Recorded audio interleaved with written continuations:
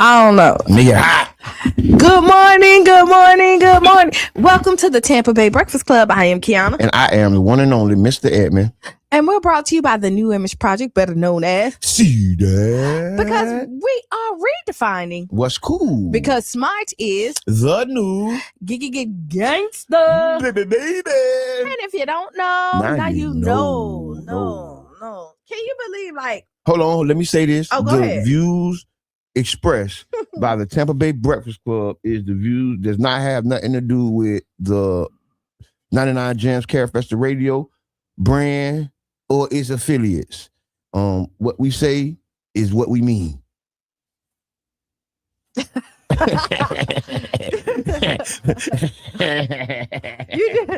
love how you just like make it joke. What we say is what we mean. Now the views expressive of our own and our viewers, our callers, it doesn't necessarily represent the views, the opinions of the affiliates, the radio station, the owner, 99 Jams. Yes, this is community and radio. And the sponsors. Mm-hmm. Okay, this is community radio. It's cold outside. Yes, happy Black Day. It's supposed to be cold for the Negroes. Happy Black Day, y'all. If you're listening, if you can hear my voice, tell the person standing next to you, happy Black Day.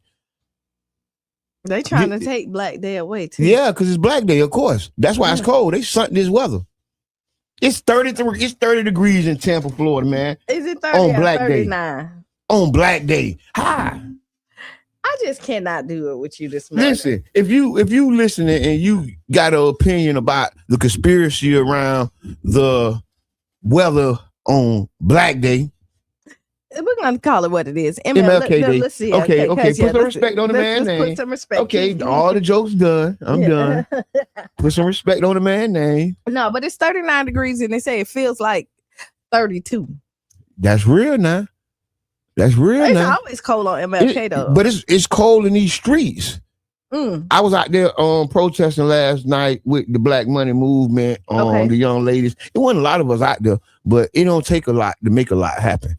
Big shots out to all the people who thought it not robbery to go shop during the protest and the boycott of the building. And it's continuing. On MLK Day, we let the community know we ain't going out there like that though.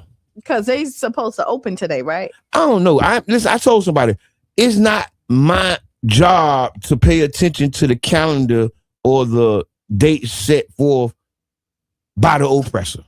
it is my job just to stay focused on our mission and our goals, and then through that process, everything will work out. Okay. All right. So, okay. Because the store, and I know, like, because you're like deep in it, right? Kind of. Semi or whatever. We want it to be black owned, right? So let's okay. Thank you. So the goal. So this started as a boycott and protest by a young lady who had got disrespected. Children had been disrespected. Had been multiple disrespected issues going on, and then a day came saying we boycotting, and his comments was, "I don't need your money anyway. I don't need y'all money. Stay out my store." And so she just obliged and continued and carried that message to the community. And once that message hit the community decided to move how they decided to move. And that movement, it produced anger in the store owner. And one day he hollered at Miss Peanut, and when he did that to Peanut, that just exacerbated the whole thing. Sidebar. So Jason on here. Good morning, Jason. Are y'all posting up at the parade this year? If not, where will y'all be? Man, we posting up. What you talking about? If not, I got a bottle of champagne. That's man, not what I'm telling you, I'm gonna celebrate Negro Day. Man, I ain't got time for this. MLK Day. MLK Day. He's a Negro. I know, but put some respect on MLK Day. I got a lot of respect for MLK. Okay, so we're gonna do that. I so party every year, but we may end up being out and about too, Jason. Like no.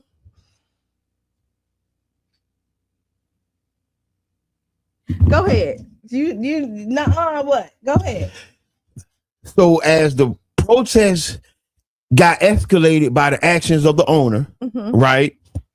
The community came in, young, old. They unanimously said they're not dealing with that business. The disrespect he had, the mama jokes, he was disrespecting. You know how they try to attack the black man's manhood and pride and ego? They tried to attack the pride and ego of the community, and people took that personal. And so what that became is a movement. The movement is called the Black Money Movement, where we're going around spending money in black businesses, intentionally bringing economic development to our community, right? Intentionally, we're social justice firefighters. We putting out the fire that Martin Luther King was talking about. He had integrated us into a burning building.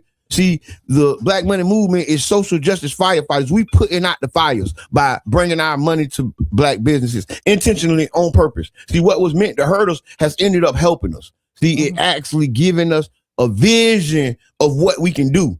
You get what I'm saying? When I seen the U-Haul trucks gone, when I seen all that going, I said, look, our work is working. When the new owners took that sign down, because that means our work is working, right? That means our work is working. Don't be deterred because they paint in the building. I don't got no problem with brothers working for the Arab brothers. Like, I got a lot of close Arab friends and brothers. This ain't that. This ain't that. We ain't targeting y'all because y'all trying to put food on y'all table. We actually looking to help you put more food on your table. We actually looking for a bigger slice of the pie, right? We ain't just waiting for the crumbs to fall off the table. We're sitting up at the table saying, where's our slice? And we're demanding our slice. And you know, people don't like that. Like, one of the mottos is to make each other rich on purpose. You know what Chief Reno used to always say when he was hosting? We gonna make each other rich on purpose. He was saying it's 5 years, 6 years before any of this happened. So this ain't really about them. This is really about us. It's right, hyper focus on us and how we gonna spend our money on purpose. Okay. You get what I'm saying? We did the cash marks, we did 727 seafood, we did jugglers, right? And then next time we're gonna do Charlie's. We're gonna do Big C's, right?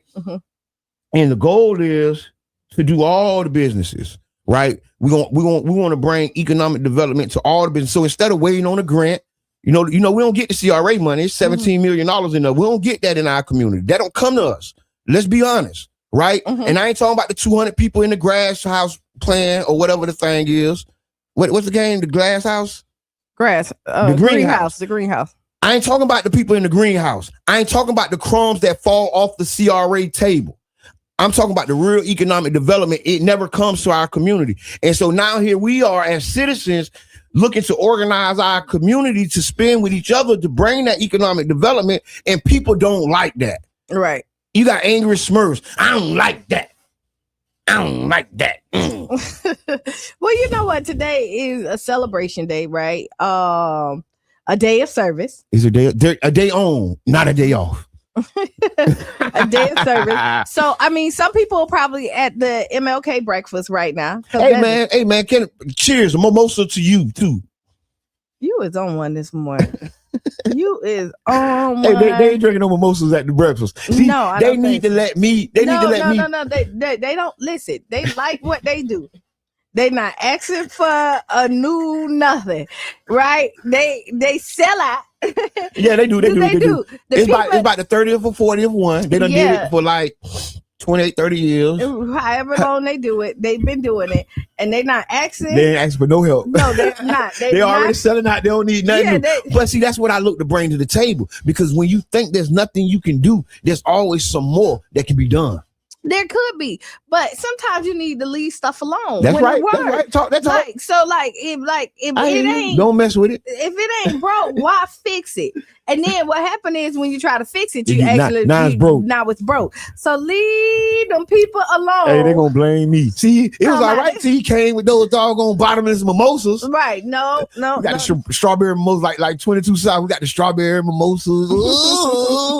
So we got a question. What are y'all looking for today for the MLK? Yeah, MLK Day going on 9th Street. Like, I know I want to hit, because there's gonna be a lot of vendors out, right? It's gonna be a lot of people like selling a lot of different stuff. I kind of want to sample everything, right? Well, not everything, but everything. I feel that. I want to get out there and sample. Somebody need to sell a all day, all access pass, right? Where you can get samples from all the vendors.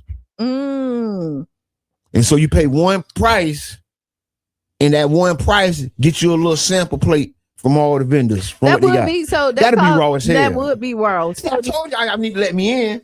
But you're talking about something else. This is gonna be the whole weekend. The one price gonna get you to the breakfast. You can't get the whole breakfast. You got to get the little plate. So you come in with your little sample ticket. Can I give a little sample ticket? Get a little small cup of coffee. I was with you with the samples, because, like, honestly, that sound like organizing, right? Yep. But everybody that's on 9th Street, let's say if they did that, let's say you got a sample.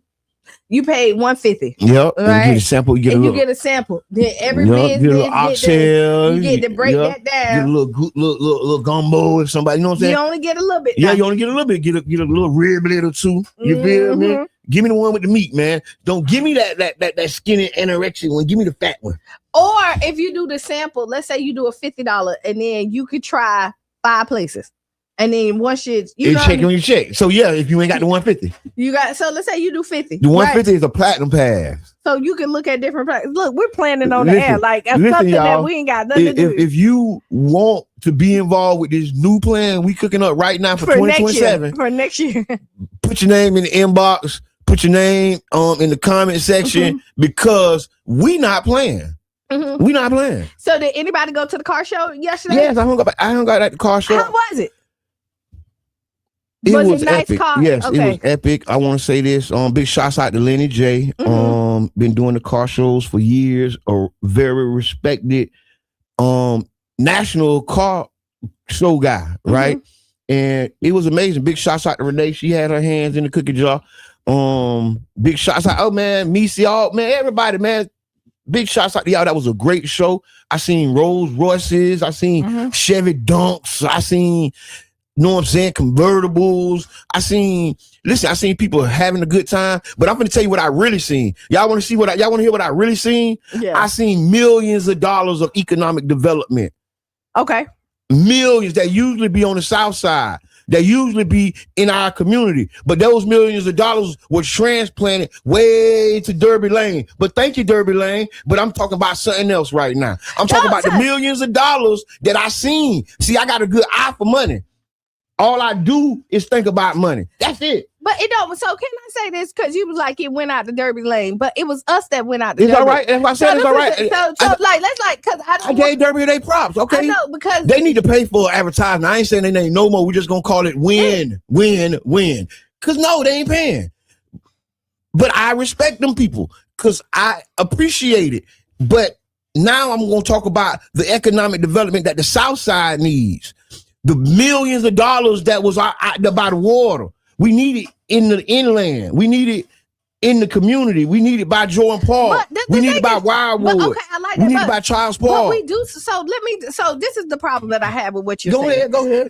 That like, okay, I'm with you, but we do a lot of stuff in there, but we're not supposed to enjoy the water. Like you act like, wait, so let me tell you. So you act like the South Side is the only place where we live at. You got a good argument. And the thing is, we got to stop putting ourselves in this bubble that we only have to be right here. We pay taxes for everything. So we should be able to go to Aberwood Park and then have a nice day and not demonize that we're not at Childs Park or inland. I'm a beach girl. Put me by the water any day. Right? I'd rather be by the water any day. Right, so like we're sitting up there, like I don't care where you're doing it at, as long as we are doing it. All right, you won that one. Was 1-1. Now here go the tiebreaker. What you got? You won that one. I'm gonna give you that one. Here's the tiebreaker. We got 10 minutes. What you got? Charlie said, "I like the counter argument." Yeah, I gave it to you. See, hey, Funk, I gave it to her. I said, "Hey, I think I like where you going with this one." See, I had a good argument. It started off well. It ended well, but you had a more compelling, dissertation. Okay. No, today's a good day though. Even though it's cold, right? I told you. It's a conspiracy. If you believe in a conspiracy to freeze us out on MLK Day, like and share the comment. Like and share. It's a conspiracy. Okay, if you want to call in and tell us or put in what are y'all looking forward to do today, 727-637-2416. Again, 727-637-2416. I got my outfit laid out like got an outfit already ready? Like it's the first day of middle school. Really? Right? I got my my fat top Vans. Mm-hmm. You know what I'm saying? With my black on black. You know what I'm saying? Because it is black on black day. But then I'm waiting on my specially made no snack sweater. It's gonna be a white no snack sweater. Mm-hmm. I'm listening. Oh Lord. What? I'm gonna wear my white sweater. I'm gonna go back and buy them gloves. Remember I was talking about them gloves? Yes. I'm gonna go back and buy my gloves. And then I'm gonna have on my gloves. You know what I'm saying? Because it's cold. I'm gonna have on my sweater. You know what I'm saying? Representing the struggle. Oh my God. The struggle. Okay. We're gonna walk up and down MLK. You know what I'm saying? Hollering at the people. I got some champagne. I'm gonna buy some. I'm gonna buy some beer. I'm gonna be giving away beer, champagne, and cigars. But I ain't short stopping nobody. So if you selling your products, I ain't gonna short stop you. But if you not selling your product, we doing MLK like it's the Leprechaun Day in Ireland. Boston Tea Party. We're gonna do this thing like the Boston Tea Party. We're gonna do this thing like the Boston Tea Party. I can't make some of this up, y'all. I swear I can't. Right? Listen, no, we're gonna do this thing. But see, and I'm gonna be serious right now, because I know how people take, the legacy of Dr. Martin Luther King. And, I was writing in my book, and I sincerely feel that, I stand on the shoulders of Dr. King. We all do. Right. Right. The work that he did, the work Malcolm X did, right? The work Medgar Evers did, right? We can never lessen the work they did, no matter how their memories have been manipulated. I'm glad you said that, because we kind of touched on it on Wednesday. And we might have to come back. We only got 7 minutes for this. We will, but it's the thing is when I think people look for a reason not to support people, Right? That's one. Right. And then you'll see it even with like all the stuff that's going on with the church, because we never talked about Drewski. We're coming down. Listen, on the next half of this show, we're gonna talk about Drewski in the church. We're gonna talk about the manipulation of Martin Luther King's memory. Right? We're gonna talk about economic development on the South Side, and then we're gonna talk about whatever Q want to talk about. Well, I mean, I was getting ready to like go in, and then you just kind of because I want them turkeys to come back later. I need them to come back later, like it's Thanksgiving.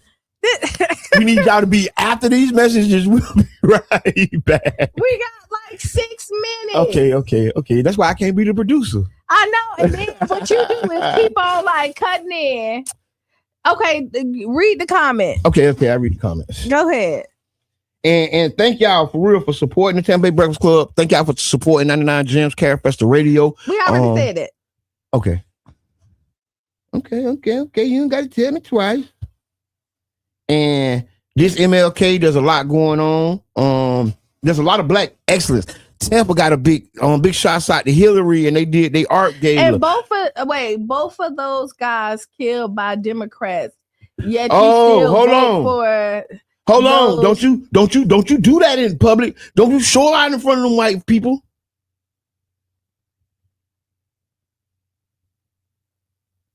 You lost me. So I know that's what they used to tell me when I was a kid. I used to go to Osceola, and my mama used to say, "Don't be going out there showing out in front of them white people." That's what she used to tell me. That used to be like, you know how some parents say, I got it. Okay, come on. Some people be like, be safe. Yeah. Stay dangerous. My mom used to say, don't go out there showing out in front of the white people.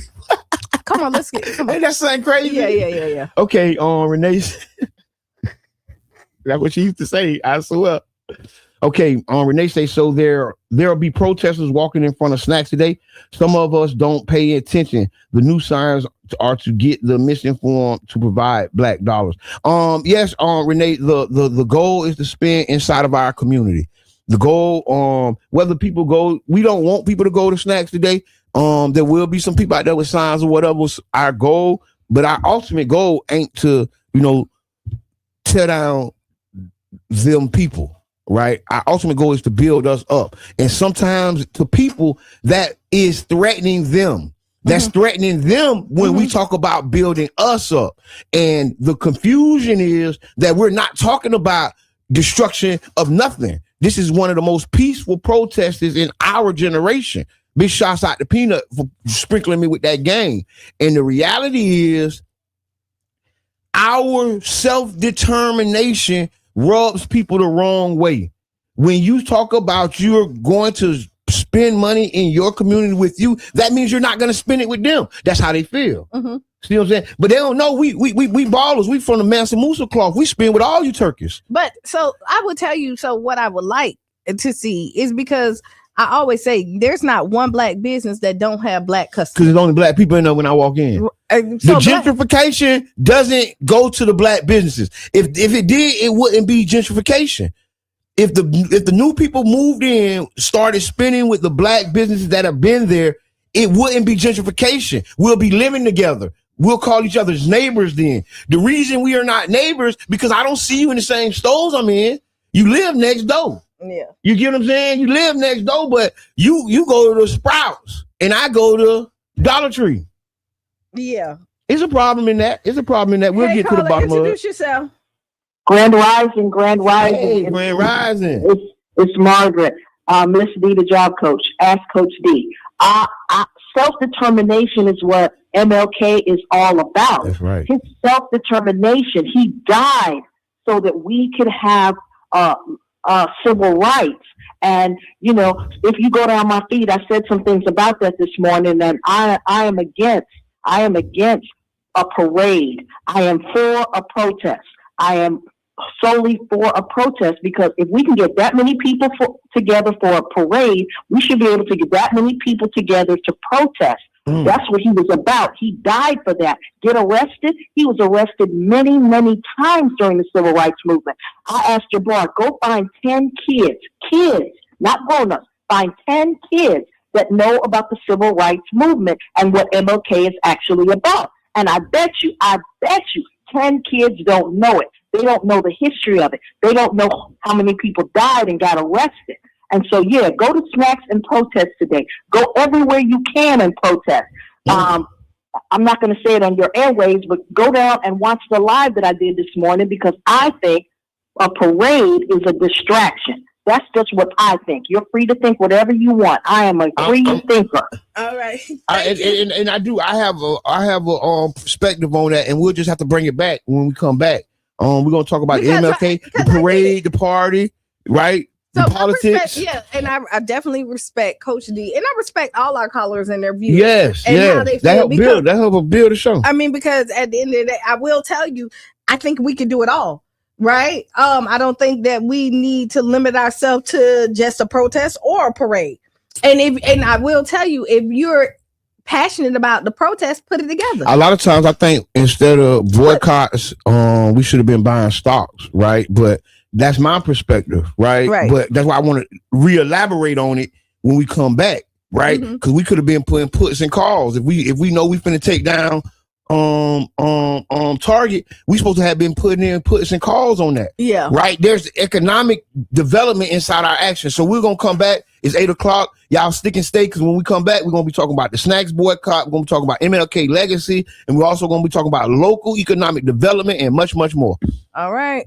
6-7 minutes after the hour, we'll be back. Tag a friend, tell a friend. After these messages, we'll be right back. Yep. Home on her own when it's quiet. She thinks silence could be a signal for danger because it's so unusual in the natural world. Is she right? We've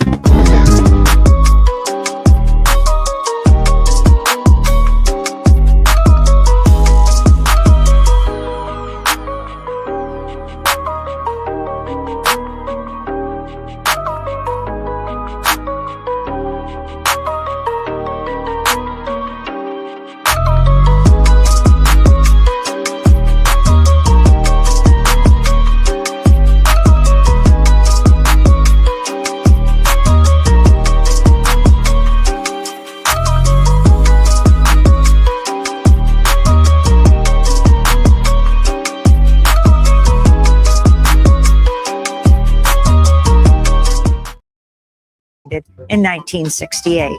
We've got some difficult days ahead, but it really doesn't matter with me now.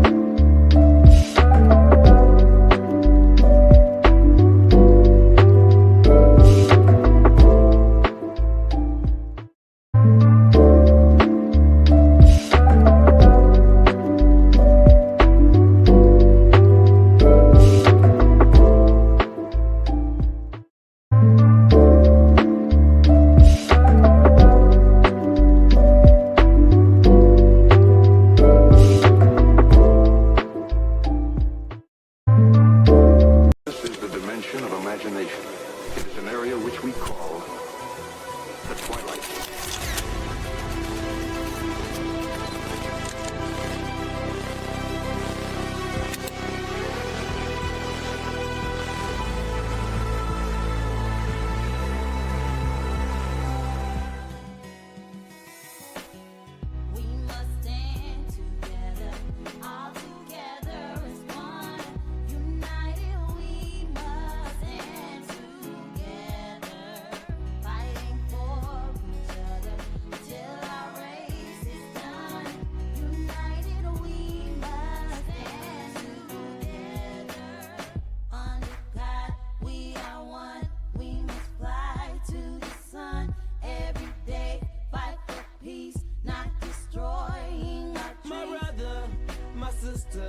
I got love for you, no lie.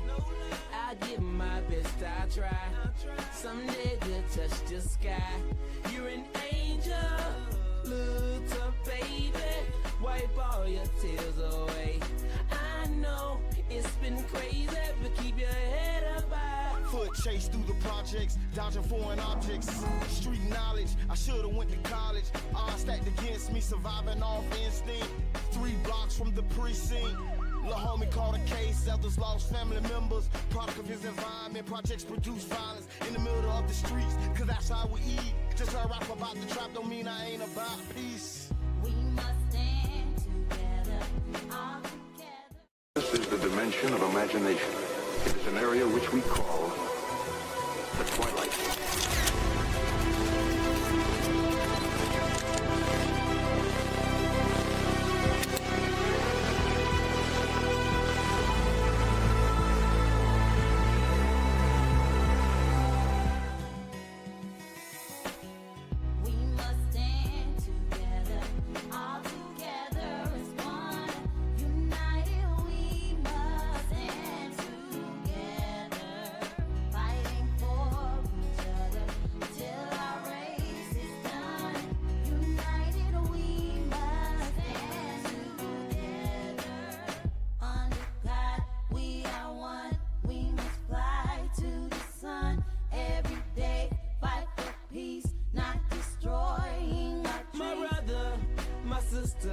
I got love for you, no lie.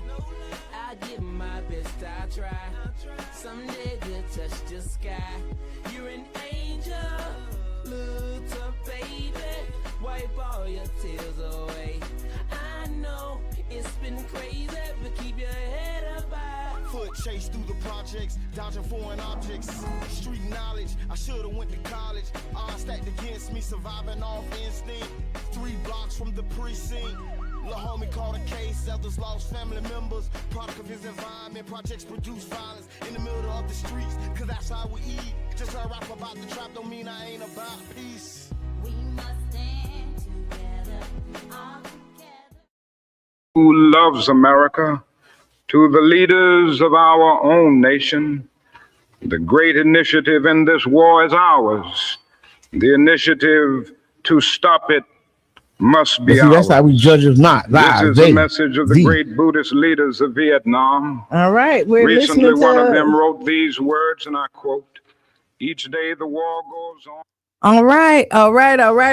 So if you was listening on the radio, you was listening to Dr. Martin Luther King's speech. Some of our viewers on Facebook, YouTube got a little bit of it. And we're back on Tampa Bay Breakfast Club. This is Qiana, and I'm the one and only Mr. Edmund. And we're brought to you by the New Image Project, better known as Cedar. Because we're redefining what's cool. Because smart is the new gangster, baby. And if you don't know, now you know. To let you know that the views expressed above our own and the viewers and the callers does not necessarily represent the station, the affiliates, or the sponsors. It's us. Us. And we said it. Happy MLK Day. Yes.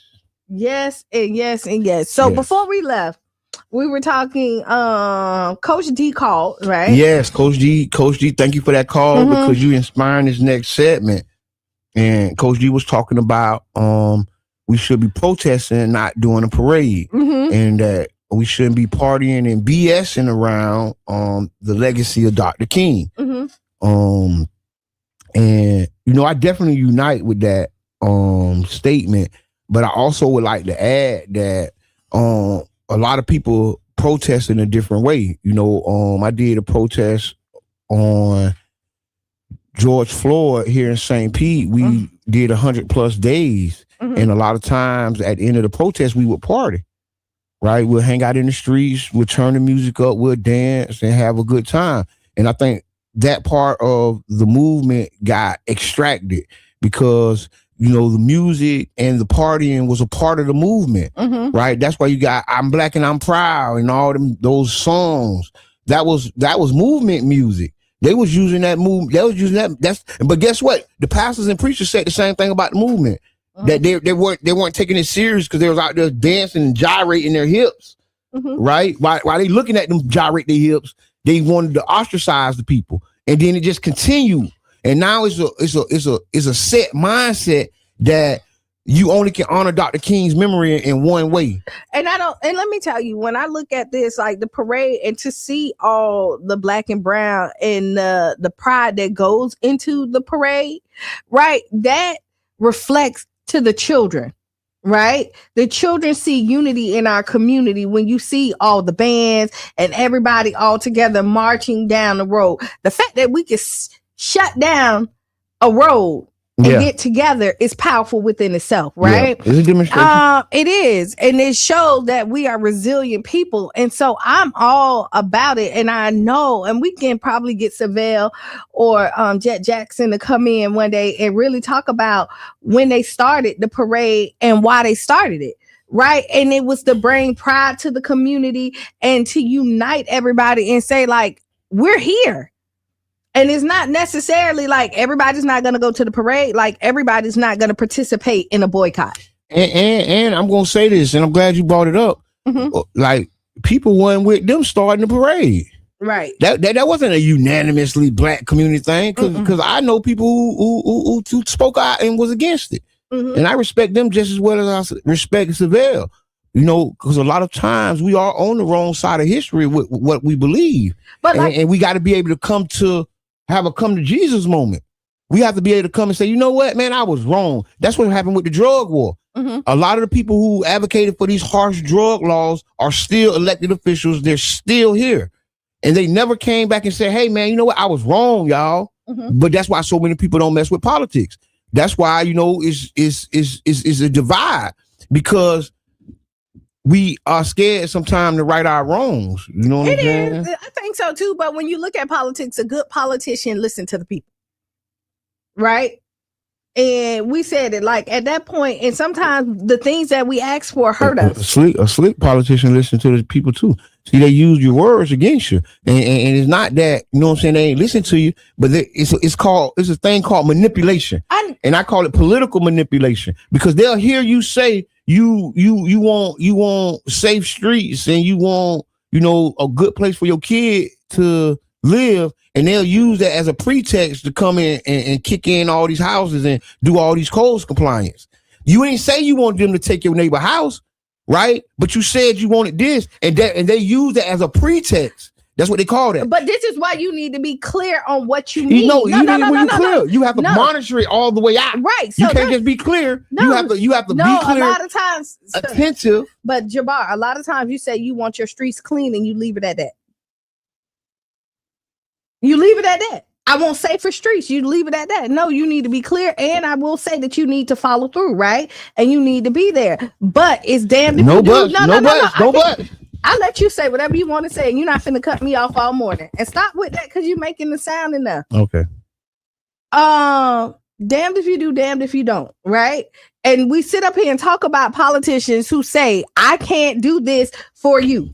I can't do that. And then when they do, and then they give people what they ask for, and it doesn't look like how you want it, then it's like, oh, they want for the people. Good politicians listen to their people. And then if you find something that was wrong in it, you tweak it. Well, let me say this. You good politicians who listen to your people, let me say this, that you can be manipulated and that what people say can be twisted.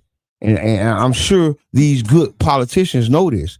And that's how we have a lot of the issues that we have in our community, because good politicians was listening, right? But what they weren't doing, they weren't being attentive. They weren't being proactive. And that's why we have so many issues that we face. And they're generational issues now. These problems weren't existing until all this stuff happened. Now this is a way of life. This is all we know. And then nobody wants to stop it either. They pretend like this is the way it's been the entire time, but it hasn't. This hasn't been the way it is. This is a newly found creation that we're walking into. They call the American dream an American experiment. That's what they call it per definition. That means everything can be changed. That's what the white people showing you right now. That's what MAGA showing you. Everything can be changed. But they're changing it back to it doesn't matter. No, it shows you it can be changed. That's all. It can be changed. But you're saying that this is new. No, this is not new. It's not new at all. Yeah, but you're saying that they're replaying their playbook. Right, they going back and now they're re-entering what they used to do. No, they're using the civil rights playbook. Now you have white men saying they're being discriminated against and using the civil rights. That's not the same playbook. That's not their playbook. They just made that. Martin Luther King words just happened. No, they're using Martin Luther King words. They're using different words for their same playbook. Watch this. Because they always said that white people were superior. Watch this. Never mind. They're using Dr. Martin Luther King's words right now in the Supreme Court to take away voting rights. They're quoting Martin Luther King. I get that. They couldn't have quoted Martin Luther King before he said it. Yeah. So that means after he said it, they're using different words to get the same results that they wanted. We had to fight for voting rights, correct? Did we not have to fight for? Did we not have voting rights before? No, I don't think so. Right. So then there was no voting rights before. Right. So then when we got our voting rights, how do you restrict it?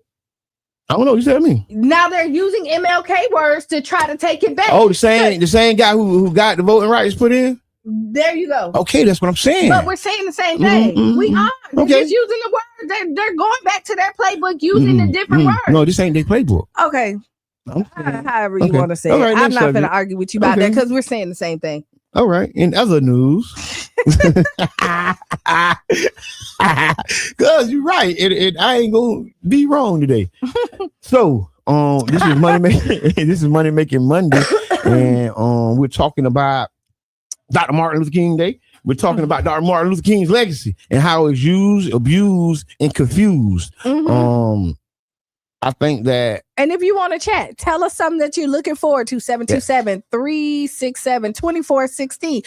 If you have an event that's going on today and you want us to shout it out, let us know what it is. Yes. Right? Whether you're in Tampa, Sarasota, Bradenton, Clearwater, if you're all of the Tampa Bay area, man, this is the Tampa Bay Breakfast Club, and we do it for you. And so we're about unity, right? So, okay, we talked about MLK. Let's go on to the Drewski skit. Drewski. So if people don't know, Drewski is a viral comedian who has been going exceptionally viral due to his skits. You know, he's done skits about Hebrew Israelites. He's done skits about woke brothers and Muslim brothers, and he's done skits about rednecks. And now his newest skit is about the super mega preacher and the mega church. Mega churches. Yes. And he's making people very upset. You know, on this MLK, because Reverend Dr. MLK was a reverend, but like it's timely when he released it too. But they're saying that he is crossed the line. What you think? I would tell you this is that comedy for me is supposed to cross the line. Comedy is supposed to push the envelope and make you laugh at situations that typically make you cringe. I'm okay with comics pushing the line. Like, that's just me. That's Qiana. I'm trying to follow you now. Right? I ain't taking nothing from what you're saying. When the funniest comedians talked about their pain, talked about their stories, their trauma, and brought laughter to it, right? Okay. So that then you can really have another conversation about it, right? And if you're angry about something, then that means that it may have hit a sore spot. Right. So you're saying a hit dog holler? however, but I mean, there's no winning with our people. Again, I always say a hit dog collar. When you say there's no winning, I think it's a lot of winning with our people. No, when I say when it comes to it, like they say, if it wasn't true, then he'll say something, and then he'll be like, "Oh, he's so quiet. It must be true." So there's no winning. Okay, but you what ain't I will gonna tell you, do this to me all day. I am. So, but what I said, if you didn't Drewski information, the skit, he pulled this from the outfit to the flying, to riding off in the Rolls Royce, dancing, doing all that is all stuff that some pastor has done. I want my pastor to ride a Rolls Royce. I need my pastor to be in a Maybach. Mm-hmm. I need, know why? Because that lets you know we doing good. See, my pastor should be a reflection of me, or at least his congregation. In my eyes, right? I don't want my pastor and my first, and I'm so serious, y'all. This is not a satire. I'm not joking. I want my pastor, his first lady, and the deacons, the deaconesses, the ushers. I need everybody to be well compensated. I need everybody to be rolling nice. Know why? Because the devil attacks us through what we need and what we want. And if I can furnish some things for your needs and wants, pastor, long as you're taking care of the business of the church, long as y'all taking care of the accounting of the church growing, right? The long as, in my mind, this is my mind, long as the church is growing and you growing the community and you doing and serving like you said you was gonna serve, man, go get that Maybach, bro. Okay, so build that condo. So here we go. I'm build that mansion. Well, so go ahead and live in there, and it's all right with the church. It's all right with me. All right, I'm gonna say this. Brother Jabbar has spoken. All right. I will say this. I'm okay with them, with all that.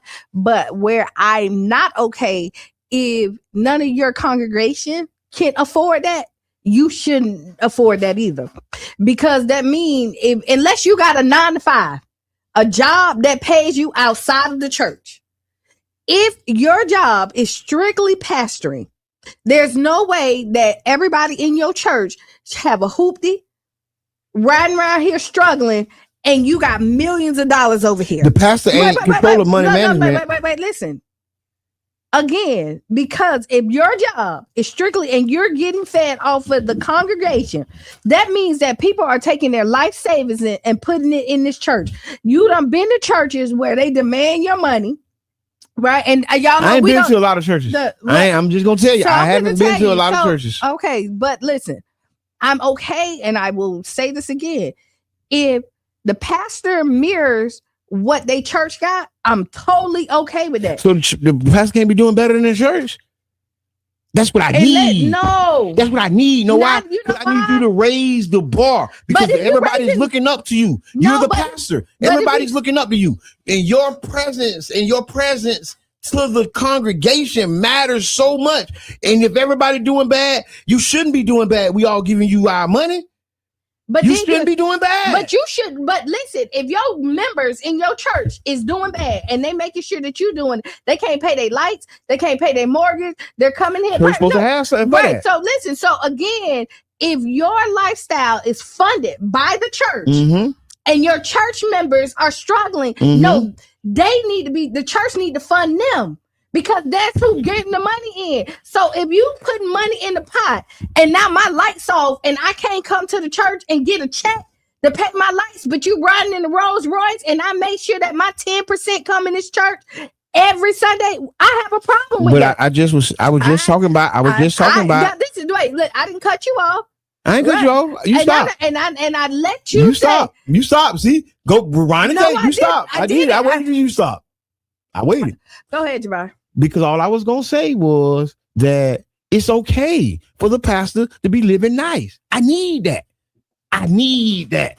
Know why? Because if my church is any type of establishment, the first person that need to be doing good is the pastor.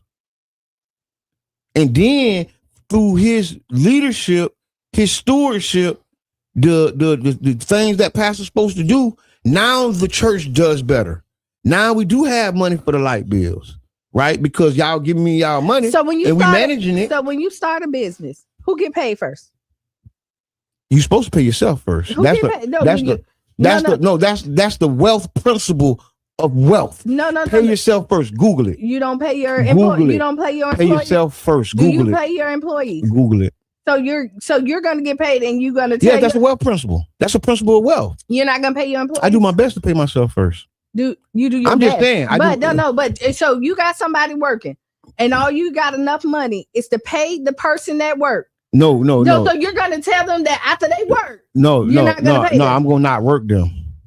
See, they're not gonna be on the schedule. Okay, so we're saying the same thing. No, we ain't. Yes, it is. No, because you said you're gonna pay the customer first, and I said absolutely not. I'm gonna pay myself first. I didn't say the customer, the employee. I mean, my bad. Yeah. No, the employee. Yeah, but then if you can't afford an employee, you only work yourself, right? And so going back to the principle, if your the pastor should be in there by itself. No, but Jabbar, I'm just saying. If my pastor is rolling up in a Rolls Royce and half of your congregation can't eat, that's a freaking problem. But see, this is the thing. That's a problem. This is the thing. Because the church is first you're making false equivalents. How? There's very few Rolls Royce rolling pastors with broke congregations. It doesn't work like that. And what did I say? It doesn't work like that. What did I say when I first started? But I'm just saying, no. Repeat what I said when I first started. What did I say? You said a lot. I don't know. No, repeat what I said. I don't remember. Because your argument don't make no sense. Because what I first started is that the pastor should mirror its congregation. No, that's what I said. No, that's what I said. So we said the same thing. Okay. The pastor we said the same thing. The congregation. You did not say that. No. You absolutely. Well, I heard you said it and I accepted it. I accepted it. It felt like my words. It felt like I said it. Because I agree. Go ahead. And so again, I stand by my statement. I'm okay with the pastor rolling up in the Mercedes, Rolls Royce, or whatever, as long as their congregation looks just like no, it don't need to be no Maybach. It don't got to be two Maybachs. Me and the first lady. That's the Maybachs. No, everybody ain't got to be in Maybachs. No. Okay. I'm just joking. Because this ain't. I'm just joking. When you look at it, how you're looking at it, setting it up as a kingdom, and there's a king and a queen, right? And that and then they overlook their people. And you look, the king and the queen, but that's not what a church is. But watch this. Let me say this. There's nothing wrong with that. There's nothing wrong with lifting somebody up and putting them on a pedestal and putting them in a position to help and make you better. Like, we have to get out of that. It has to be everybody. It doesn't. That ain't how society works. There isn't 20 alpha lions out there. There's an alpha and he's running the pack. And that's just how nature is. And so when we look at business and we look at, our life structure, it'll do us a benefit to emulate nature because nature is showing us the way it is. And there is a hierarchy. And yes, it's all right for the pastor to be the king on the hill. And we shouldn't be envious of it. We shouldn't be mad and say he's doing wrong because his car nice, because he's building down the road, because he's doing it. But we got to look at the congregation and look at the growth of the congregation. And so I'm okay with all of that as long as he's doing what he's supposed to do. Okay. Right? But what you're looking at is you will see pastors, mega churches, not all, because again, we don't subscribe to all, that their congregation, you have broke people in those churches. But broke people go to church. So that'll mean because I have to be broke like the brokest person in my congregation. No, that's a low bar, and we're really looking to go higher. So this is we can go back and forth about this conversation. Okay, we'll go over. Yeah, we're gonna. You got politics? Yeah, I got politics. Go ahead. Local economic development. In this 39th, 45th MLK celebration, we look at the economics of South St. Pete and the community at large. We got a caller. Hey, caller, introduce yourself. You got 30 seconds. Hey, this is Charlie Funk, man. Hey, Charlie. I just want to say this because I need to turn my TV down. I got y'all on the TV. I just want to say this one thing, though. Jabbar, think about this. You're preaching from the Bible in the church, right? Yeah. What do the Bible say about bringing your tithes and offerings into the storehouse? Is all I want to know. It don't say bring your tithes and offerings into the storehouse so the pastor can be fly. It says so you can take care of the church and take care of the community around you. That's right. I think, in my opinion. And the pastor, the head of the church. I hear you. I'm not separating the pastor from the church. And if my ties is to take care of the church and the community, the pastor is the head of that. So I actually want him to be straight first, and then take care of the business of the church and the business of the congregation. And then, okay, now you can help pay bills. Now you can help do things. But first, make sure y'all straight. Because I'm telling you, I ain't giving money to God. He ain't no money with George Washington on it, dog. Let's love it. But you're not giving it to God. You're bringing it to the storehouse to take care of people who can't take care of themselves. Now, if you're taking care of that preacher, that's fine. But a Maybach is not taking care of. That's not making sure you're straight. That's making sure you're more than well. You can sell that Maybach in get 3 hours. That's what we want to be. Do we want to be a Honda Accord pastor church, or do we want to be a Bentley pastor church? I'm okay with being a Honda Accord. And I want to be. I want to be in church. Let me see. Hey, we're gonna go to different churches. No. We're gonna go to different churches. Let me tell you, I'm okay with a Honda Accord pastor church if we're building, and most of the money is going back into the. So when you get the building, you gonna be mad? What? You got a Honda Accord church, and who's building? Right. The church is building. And then when the Honda Accord church becomes a Bentley pastor, does that bother you now? No. You know, pastors get paid a lot of money. They can 6-7 figures. You know that. Depending on the contract. I ain't talking about the religion. I ain't talking about what's in the Bible. I'm talking about what's in the contract. Their contracts be for somebody who don't go to church. You say you don't. But I know the business of church. No, you know, I went to be a pastor. You know, I went to be a theologian. Girl, I really did. You See, almost made me. I know, but I did. That's why I know the business. But that's why I know the business. I'm going to tell you. There's a contract. No, and in the contract they have per diems. No, they have. Listen, in their contract, this is what they have. No, that is the elite. Everybody don't have that. That's all I'm thinking about. I'm sorry. No, so bring yourself down. There's so many pastors that don't have. I wish we had a pastor. Right here. I wish we had a pastor that would want to come on and straighten this record. You know, my brother is a pastor, and he came in there, and he's been pastoring a church for a long time. And you know what? He has nice cars. He got property and all that. But you know what? He get up every day and run his business. Right? He fulfilled his lifestyle by his job, other than pastoring. Right? You don't want to hear about this pastor stuff. No, because since you sitting up there talking about it, no. You don't want to hear about this. But it's okay for you. But if your church can afford and have a salary like that, that's fine. But that means that you don't leave none. If you got a Maybach, because this is excessive with the Maybach. Why? It's a nice car. No. So okay, I can wear a suit, but it can't be the nicest suit. I don't care about none of that. I don't care if I'm just saying. We have a jumbotron. We have a jumbotron, but we can't have the biggest jumbotron. I don't see. That's what. But that's what I mean. But if you can afford it, but that's the trap we get caught in. No, what I'm trying to say, Jabbar, and we're gonna move on.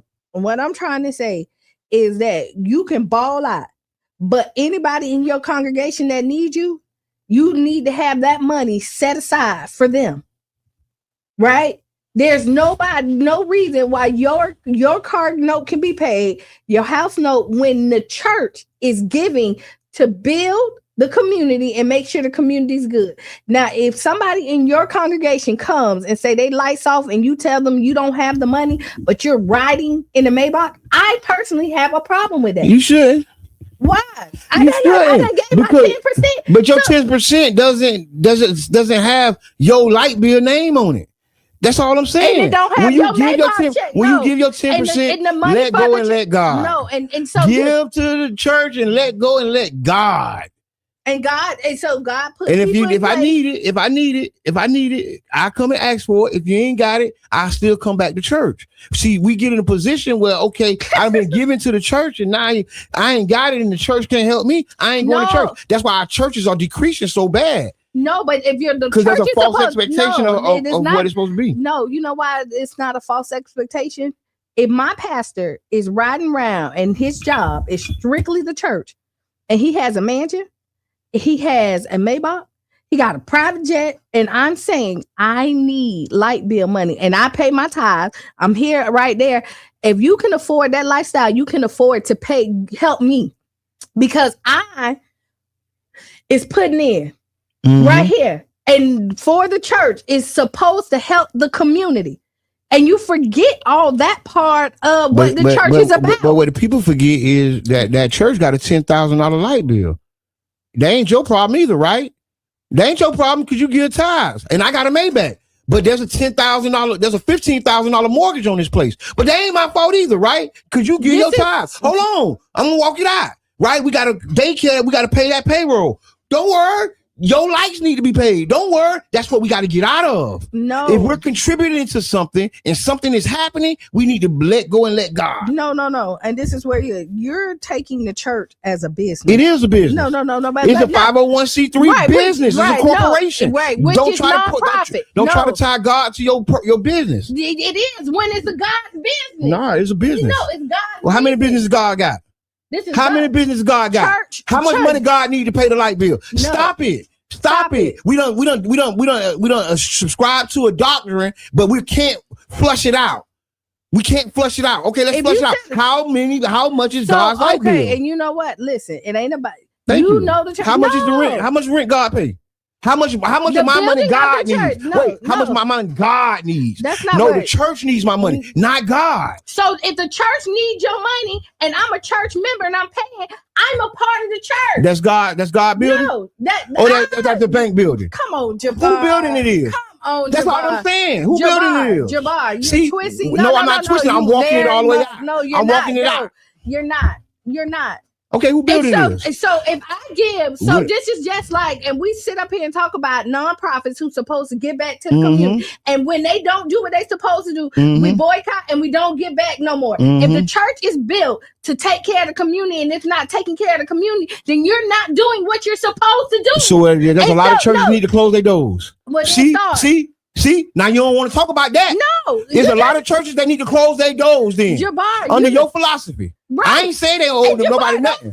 I ain't say they're supposed to take care of that building. No, they're supposed to take care of the building and the people. Okay, then so it's 12 churches on one road. It's none but poverty.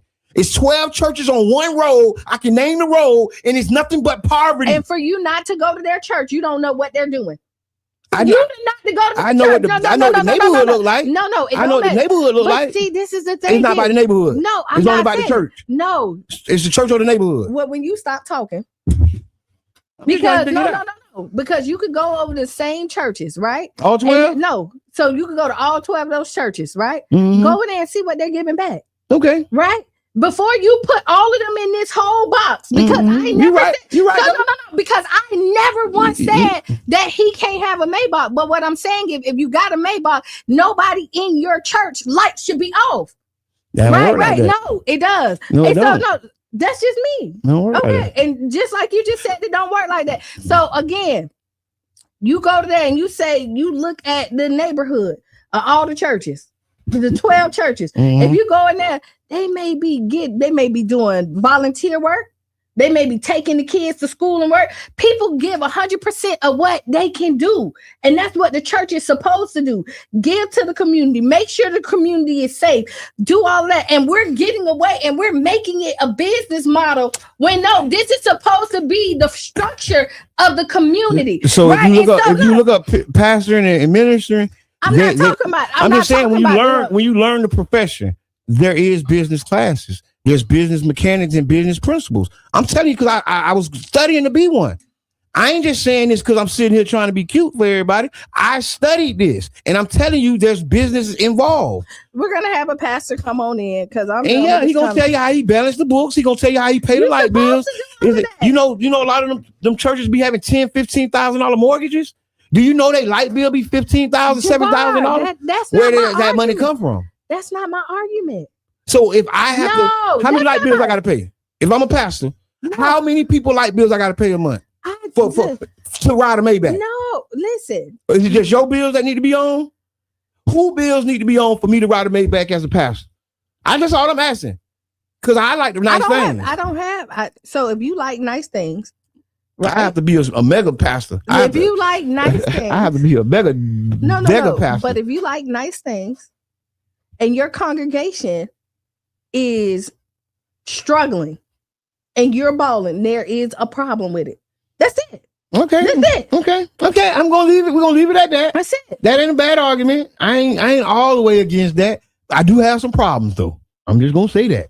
I ain't all the way against it. I got some problems though. And I will say this: if your only job is to be a pastor in your congregation, once you have your salary, right? Because your books is done, your salary is your salary, right?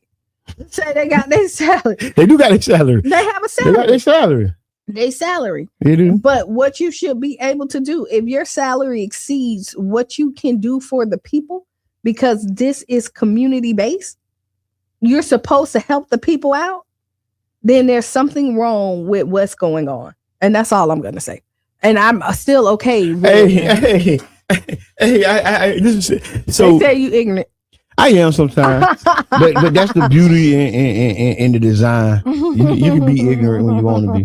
Hey, big shouts out to Shannon Liggett. Shannon just made a post. I'm reading this. This hot off the press, y'all. January 19th. Shannon says the Arab-owned gas station on South Side off of 62nd Ave South said he owns 17 gas stations in St. Pete. They are now my new clients. Hopefully this motivates someone. Don't sleep on your own city. Okay. See, that's a Black Money movement. I was just talking about how we ain't mad at people for working with people, right? A lot of people don't know history. Black people and Arabs have a long history of doing economics and business together, like into the millennia, into the pantheon of history. We have a history of working together. So this is not what we against. But we won't put money in our pocket. No, but what we are against. Pay yourself first. I just told you what the wealth principle is. We're off of that, please. No, it's all together. But that's not what we was about. So you don't pay yourself first in this community setting? We're moving on. And what I'm going to say is we don't care about his 17 gas station. That is kudos to him. What we do care about is the respect that he's going to give us with his 17 gas station. So, I mean, and I have a lot of respect for Shannon Liggins, right? But I will tell you, your client, if he don't respect our community, we gonna boycott all 17 of them, right? That ain't the problem. Like that is not the problem. Is that we're all about people getting theirs and figuring out how to make generational wealth. But if you come in our community, I don't care if you Black, white, Puerto Rican, all this other stuff. I don't care. You're going to have to respect the patrons that come in there and patronize your store. And if you don't patronize, if you don't treat them correctly, then you got to go. Hey, I hate to say this, y'all. Cat's out the bag. MLK was a party animal. He loved to have a good time just like the rest of us. Don't put a halo over this man's head. He is a human. That's why they can manipulate his legacy, because y'all have made him a saint. That's why they can come out with videos and tapes to make you look at him a different way, because you have made him a saint when he was just a man like the rest of us. And he said it many times in his most eloquent speeches. Let's not make the man a saint. Let's make him a man, right? Because if I make him a man, then I can be like him. See, if I make him a saint, he's a deity. I can't be a deity. I can't be a God, right? But if I see a man that's a man like me, then guess what I might be able to do? I might be able to be a man like him, right? It's simple logic, but it's very complex thought. You know what I'm saying? Okay, I'm done. Because being a man and what you're trying to say is not, people know that he's a man, but people like what he did. He did some extraordinary stuff. Yeah, he definitely did. Right. He definitely did. He was a phenom. And he went and stepped out when other people didn't. And some people did, but they praised him or whatever the case may be. But because people look up, especially our people looked up and said and gave him his flowers and put him on this pedestal, society want to knock him off of it. Right. And they want to demonize him being a man. So then that people will not then celebrate his accomplishments.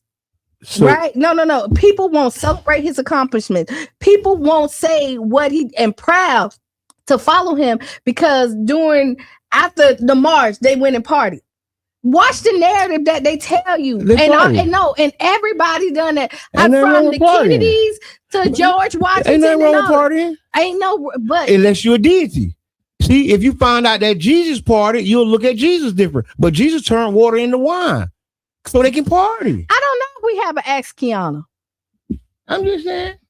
I know it's hard to talk about this. No, they're acting. I know it's hard to talk about this, but I want to talk about it because what we have to do on Facebook. Thank God. But what I want to talk about this is because what we have done is we allowed them to manipulate Martin Luther King's legacy, and they put him on a pedestal just to tear him down. See, Ronald Reagan made this a holiday, right? The black people already said it was a holiday. Black people were already, I had already not been going to school before this holiday was called a holiday. In the community, we had already did it, right? So the Republican Party, who Martin Luther King was a part of, decided to honor his legacy. Unwillingly. No, they didn't. He signed it willingly. No.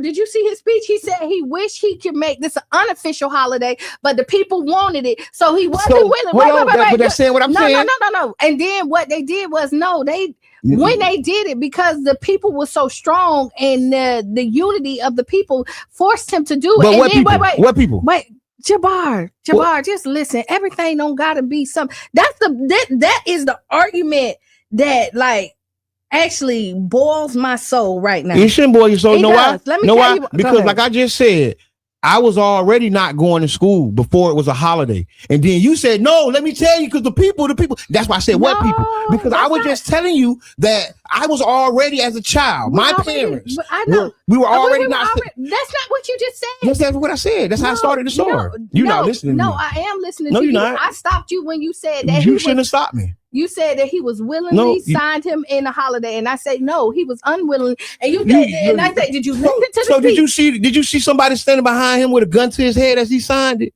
That's all I'm saying. You said he unwillingly did it. So the only way that you do stuff unwillingly is somebody got a gun behind your head.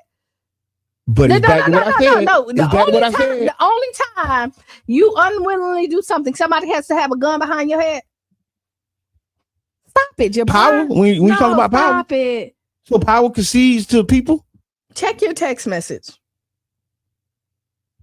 But no, in my thought process, right? The legacy of Dr. Martin Luther King was bought on the black market and sold back to us by the same people who killed him. The same oppressor that murdered him. The same people who released the videos and the same people who released the tapes of him, right? Trying to slander his name. These are the same people who signed the agreement. That president knew they had them tapes when he signed it. You think Ronald Reagan didn't know they had the tapes of Martin Luther King freaking off? They had the tapes, but they played with our mental. They said, you know what? We finna play with these Turkish. We ain't gonna let his memory rest. We're gonna assassinate him again. We're gonna dig him up and assassinate him again. I agree. I kind of agree with you, but what I think is the movement got bigger than them, and then when they were forced to do something, they say how we're gonna now fix it is tarnish him. So I think, just like you say, history, people are supposed to change things, right?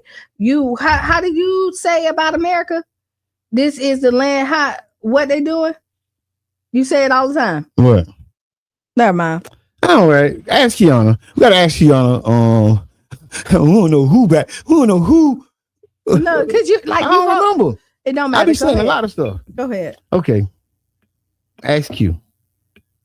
I keep hearing white folks use Dr. King's quote, judge people by the content of their character, not the color of their skin, to justify rolling back programs that were specifically created to help our community.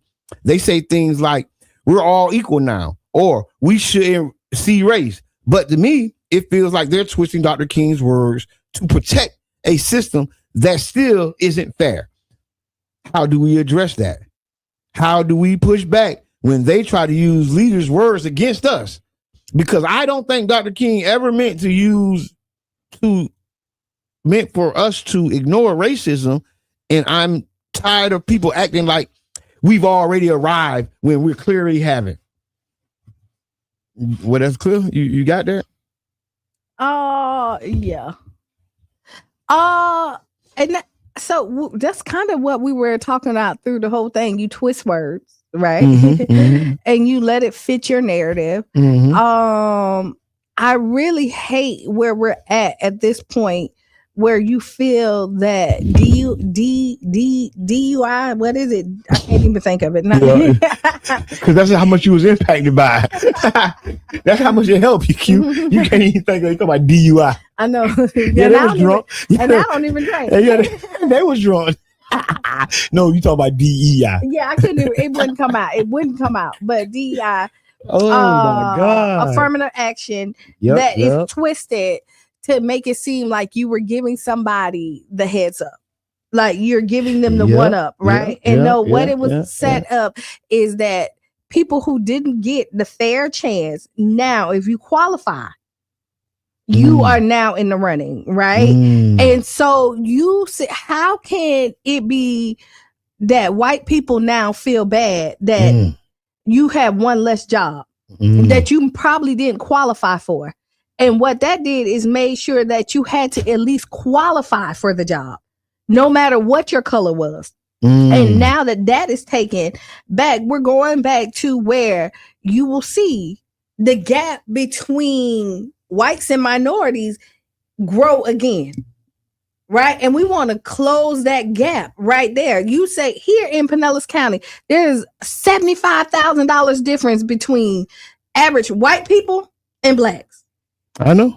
Right. So the average white person makes about 100,000, and the average black person here in this community making about 25,000. Yep. That is a huge gap. And you're trying to tell me that the college educated person that went to school do not qualify to get that $100,000. And again, we don't subscribe to all, but we want the playing field to be equal. And it's hard to flatline it when you're already have built your hill and we're down here. And so to make it equal, we bring you down a little bit and they lift us up. That's what they do. And that's how it's supposed to be. But no, society doesn't like that. You know, you have society don't like us. Same thing. I'm saying the same thing. Not that.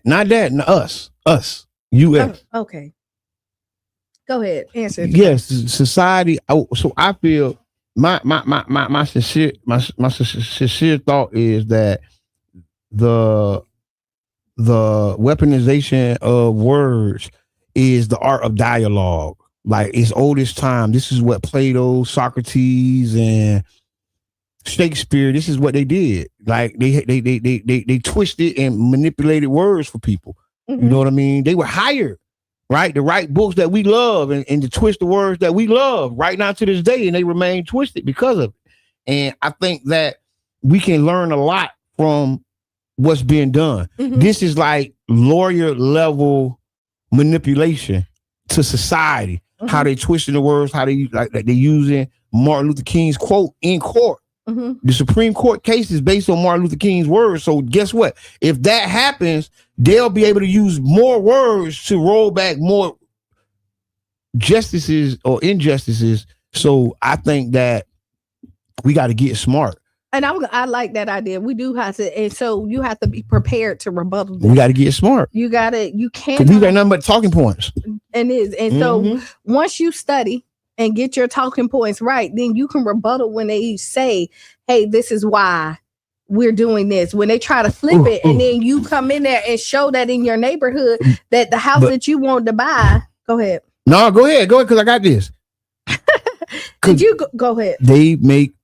They have think tanks that come up with these talking points that they roll out to their society and that they're hitting us with.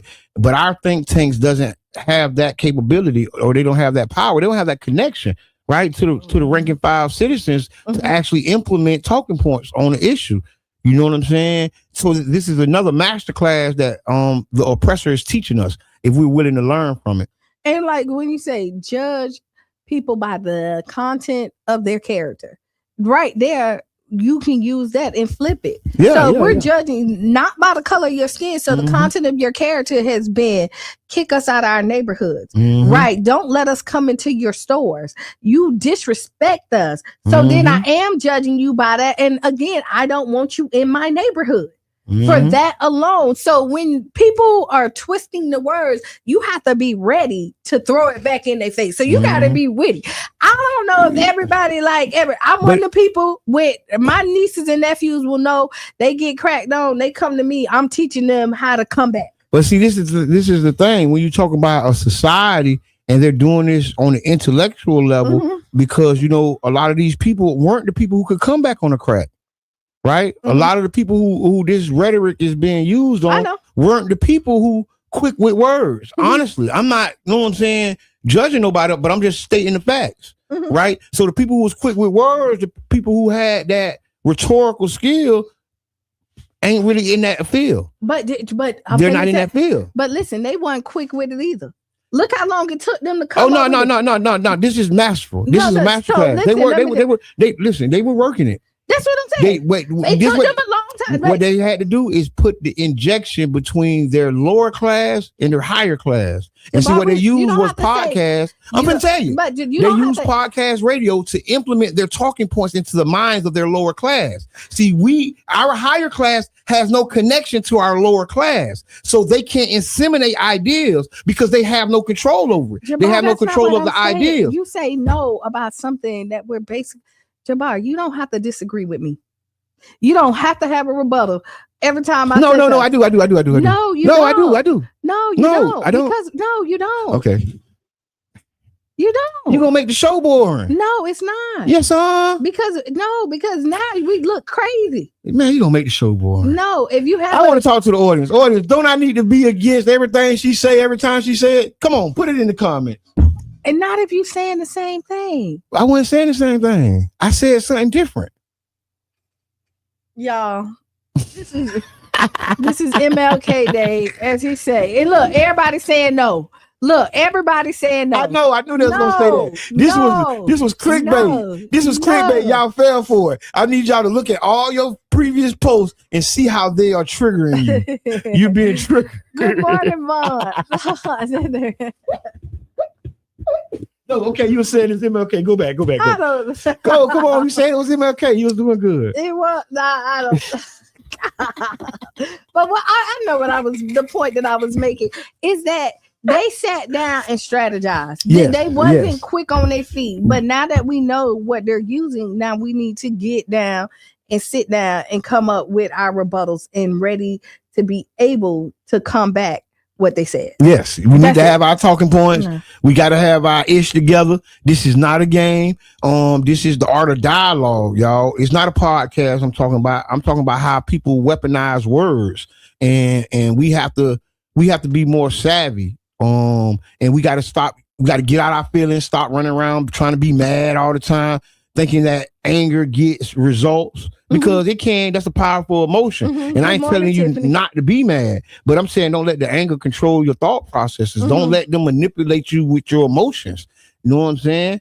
That's all. So I'm looking at this. It says, I would like to highlight all these habitat houses that are building, selling. Although I don't have on my glasses. Building, selling, but the homeowners do not own the land. They lease the land for 99 years. Yes, we talked about that, and it was a lot of controversy about these habitat contracts. And I want to invite the Habitat for Humanity spokesman or representative come talk to the community. We're going to open up our platform for y'all to come and clarify what people feel about these contracts and their mortgages. Because this is what the city is saying. You guys are becoming a unregistered monopoly in this community, especially if you talk about 18th Avenue. And the community is saying something. Don't ignore us, right? Because those is going to get louder. So if y'all have what I'm saying? Because I got people who I respect and love who are on the Habitat board, and they can come too. Yeah. This is an open platform because we really want to talk about this. Y'all guys are powerful. You guys are making what is called the monopoly on real estate around here in this city. And we want you to come talk to us about it. That's for real. Mr. Mike Sutton, president, or, somebody you feel can talk for you, because we're going to be talking that talk now. Don't come in here thinking we pussyfoot and then we're going to be playing patty cake. Pussyfoot is a thing. You can pussyfoot around all day. But thinking we're going to be playing patty cake with you, because we ain't playing patty cake. We know them contracts. We done read it. Somebody done gave us your contract. So, okay, all right. My bad. All right. I need some coffee or something, y'all. Forgive me for this show, y'all. You need to I want to take this show back. I ain't never took a show back. I want to take this show back. No, but you know what it is that people don't read the contracts. Nope. Right. But somebody did, though. So, but most people don't read the contract. Like they kind of scan through it. And I will tell you, and we have to stop going in and thinking that we don't have any power. Yes, we have all the power. Negotiation is key. You can negotiate your contract at the closing table. You can negotiate your contract. I'm just saying. I know, but you won't let me finish. Okay, my bad. I'm glad I ain't had no coffee or no coconut water, especially no apple juice. Maybe you needed all of the above. But he said it. Okay, the contract.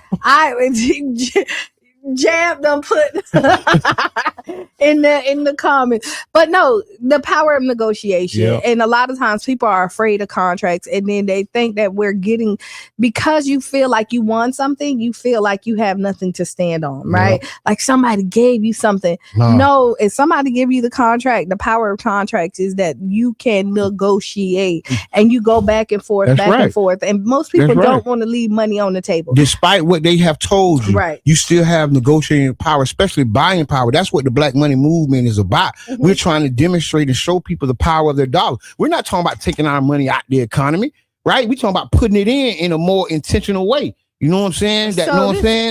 No, intentional is that we're going to end at 9:00 because it's 9, right? This has been the Tampa Bay Breakfast Club. I am Qiana. And I'm the one and only Mr. Edmund. And stay tuned for Sister Hugh. Lose your shoes and shout all around the house. All right. And we out. Beep.